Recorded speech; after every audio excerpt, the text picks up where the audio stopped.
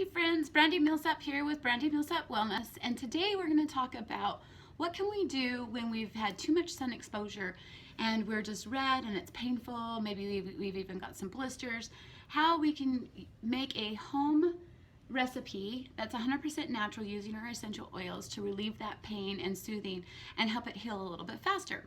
So I love this. It's really simple. So what we're going to do is we're going to have some aloe vera juice, vitamin E, fractionated coconut oil, lavender, melaleuca, and peppermint.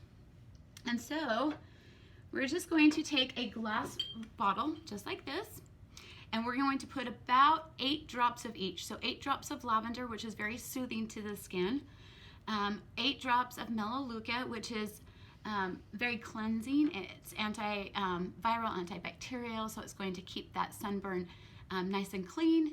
And then 8 drops of peppermint, which is a very cooling essential oil.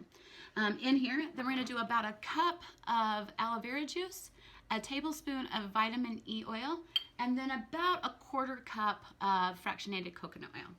We're just going to stick it in the bottle and we're going to shake it up, and then we'll apply it to the sunburn area maybe once or twice a day.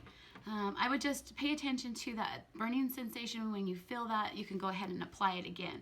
So what I love about this is that it literally takes that sting out, it takes that burn out, and it helps your skin to heal much faster. I just recently went tanning in the tanning bed and got super burnt in some areas and was able to apply this spray in that area, and within 2 days it was completely gone. The sting was gone, it wasn't uncomfortable, and so it was super great.